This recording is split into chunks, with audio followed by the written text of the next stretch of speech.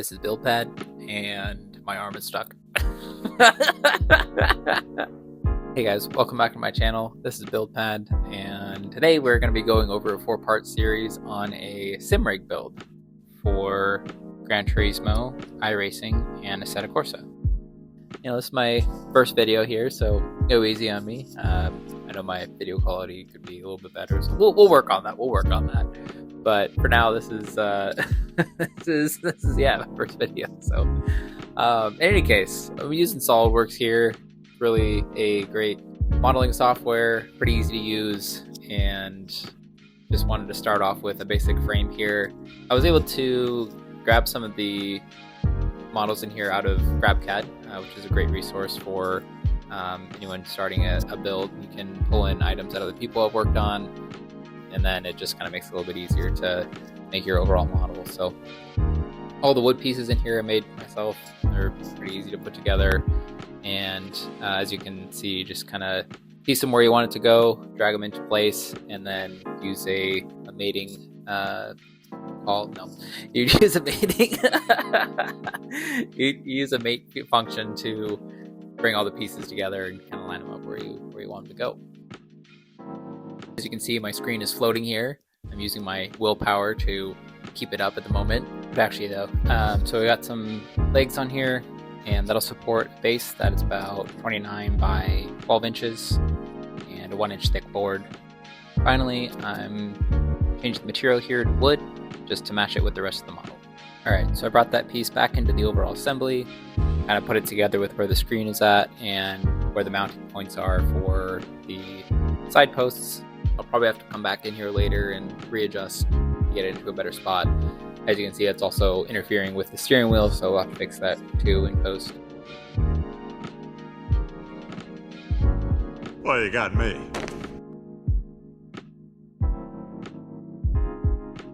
All accounts, it doesn't make sense. So this is a really cool app that I found called 3D Scan, and basically what it does is uses your phone camera to scan a picture and build it into a STL file. So these points are kind of similar to what it would use during your Face ID, and I know it doesn't look like much right now, but you'll kind of see how it comes out at the end. Right now I'm scanning the bottom side of my seat that I purchased online, and I did this because I wanted to get a good measurement of where all the mounting points are going to be relative to the rest of the structure, and just kind of get a feel for how large it was going to be relative to the rest of the model. So it does look a little funky, and that's kind of why I had the other seat in here from GrabCAD to kind of use as a reference, and kind of pairing the two up allowed me to have a good final product.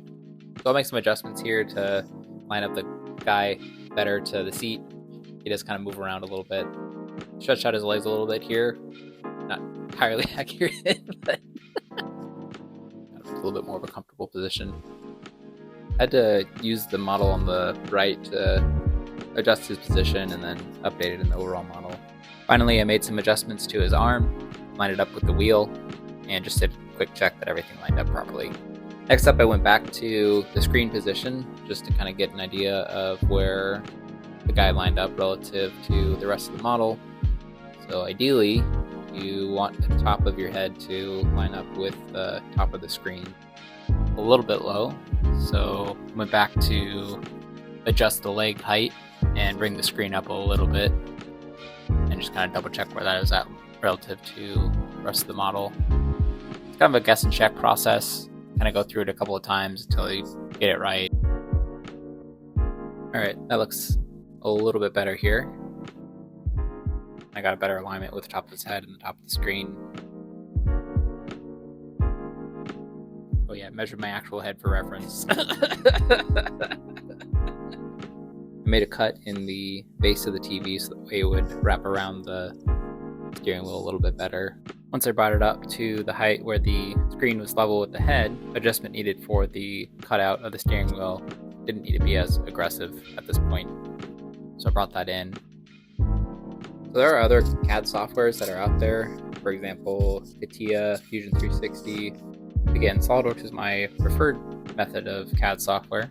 And I remember right, Fusion 360 is still free, which is a great alternative to those who aren't already in the engineering space. It's pretty self-explanatory, easy to use. If you're interested to see a tutorial on it, I can definitely put one together. Let me know in the comments. I went back to make some adjustments to the guy.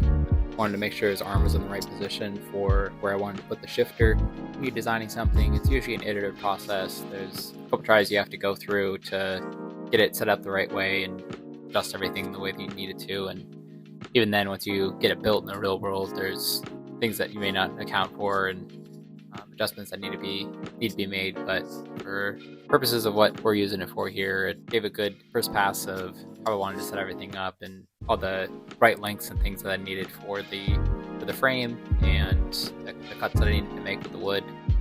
Next, I started to work on the mount for the shifter, and I had the arm at about the right spot, and just kind of playing around with different positions. It's definitely something I even changed up until the point was I was putting it together. You can't really tell a good position until you really feel for it yourself in real life. Basically, just want it somewhere where it's going to be out of the way, to where your hand's not going to hit anything, and be able to move the shifter around pretty easily.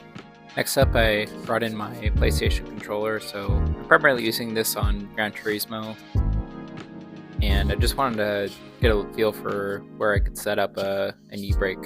I'm not quite sure how I'm going to set this up yet. I've been thinking about designing one of my own. If you're interested in seeing a video for that, let me know in the comments. I've seen a lot of different designs online. People kind of MacGyver them together with some blocks of wood and rubber bands and PVC pipe. I'm not too thrilled with how those are set up. As far as I can tell, there aren't any products, at least ones that are compatible with a PlayStation or even Xbox controller and knee brake setup like this. So I've been thinking there might be a good opportunity here to make a product that would be useful for people with this setup. Also, with the popularity of Gran Turismo that came out recently, I think a lot of people are getting into this space just to kind of get a feel for it. It is pretty accessible.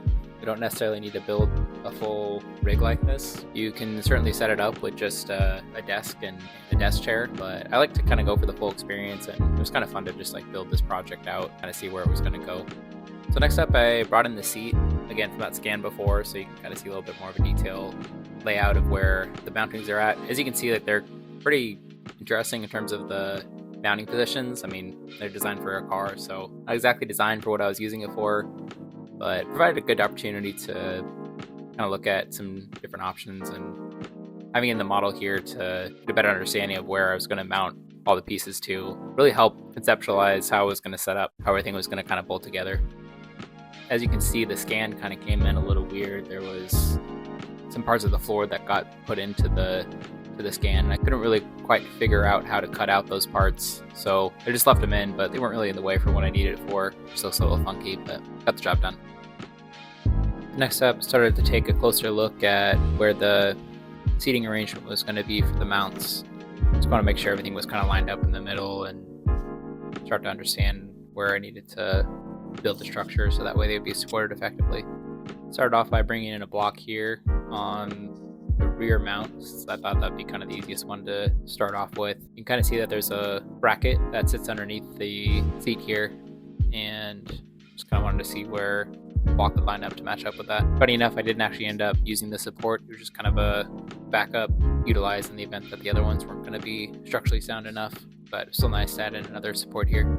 Needed to raise the support of the structure a little bit, so I made this little 1-inch block that would fit underneath my main support structure. Sometimes when you put in the different mate types, they flip around to the wrong side, so it's a pretty nice feature to get them to line up the right way. I'm just kind of eyeballing to get the wood cross section lined up with the center of the bracket. Brought in a second support structure just to bring it up on the other side and even it out. Next up, I started working on the blocks that were going to support the rest of the footings that were here. Kind of brought it in and lined it up with where this rear mounting point was at. And this STL file was really helpful.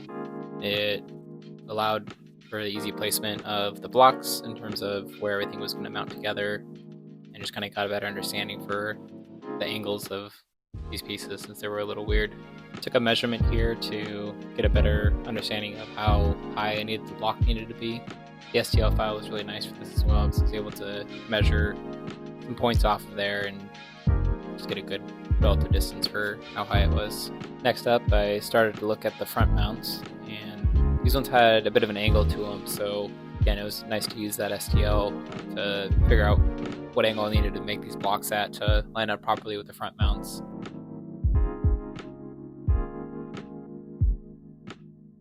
Brought in another block here for the other side.